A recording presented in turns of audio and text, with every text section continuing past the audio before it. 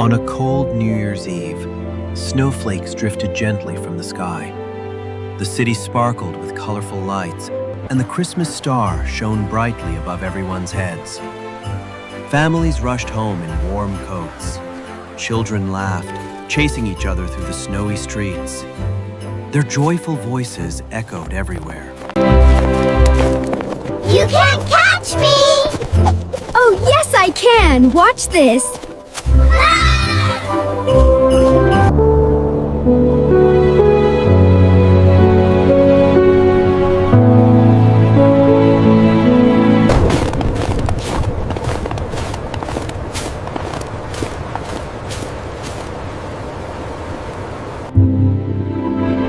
But in a quiet, lonely corner stood a little girl. She wore no warm coat, no woolen hat, only a thin, torn dress and oversized slippers that barely stayed on her feet.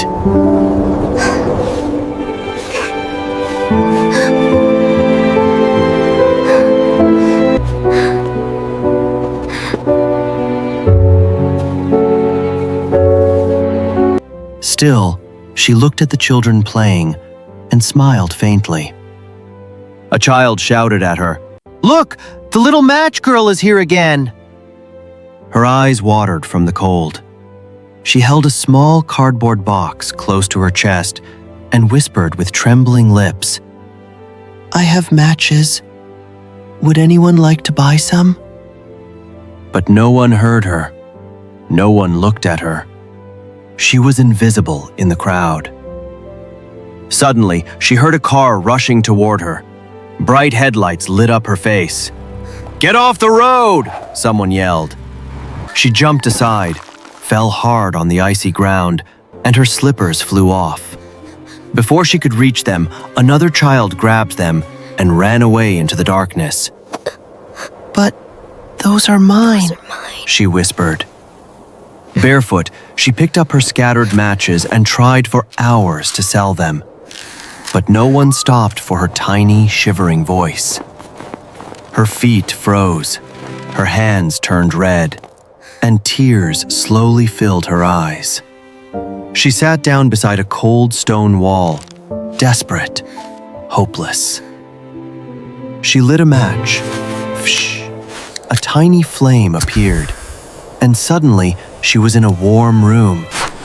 A bright stove glowed before her, and she felt heat on her freezing skin. But the flame faded, and the dream disappeared. She quickly lit another match. The wall before her vanished, revealing a beautiful table covered with warm food. Kind, smiling faces invited her, offering her roasted meat and hot soup. She felt full. She felt loved. But again, the flame burned out. She lit another match. This time, she imagined a summer night.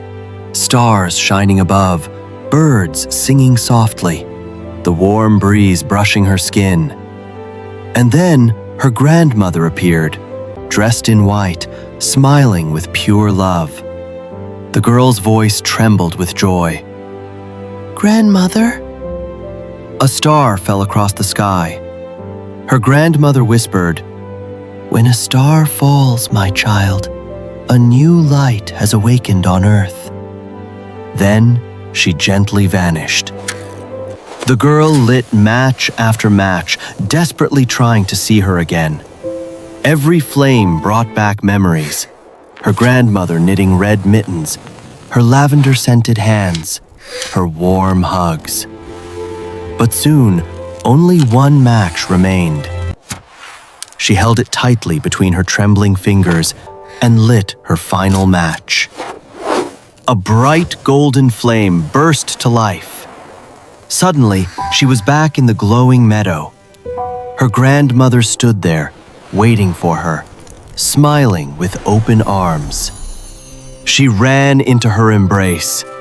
Her grandmother held her gently and whispered, "My sweet child, I'm here." But this time, the warmth didn't fade. The meadow didn't dissolve. Her grandmother's hand felt real, The flame burned down to ash, yet the dream remained. A soft glow surrounded the girl, not from the match, but from within her. Her grandmother lifted her chin and said, "My child, you are not alone anymore. A new light has found you." The warm glow spread outward, slowly wrapping around the cold street. The girl opened her eyes. She was still sitting beside the wall, but now a warm coat rested on her shoulders. Soft red mittens, just like in her dream, covered her tiny hands. A gentle woman knelt beside her and asked, "Are you all right, sweetheart?" The girl blinked, still feeling her grandmother's warmth. The woman wrapped her arms around her and whispered, "You don't have to stay here anymore. Come with me. You deserve warmth. You deserve love." The little match girl, for the first time ever, felt safe. The kind woman took her home, fed her warm soup, gave her a soft bed, and promised, "This is your home now." Days passed, weeks passed, and the little girl bloomed like a flower finally meeting the sun. She went to school, made friends, and found joy she had never known. She kept the red mittens, believing they were her grandmother's final gift. Years later, she grew into a kind young woman. She helped homeless children because she once knew the cold they felt. People called her the girl who carries the light. Her story didn't end in darkness. It began with a spark and blossomed into a shining new life.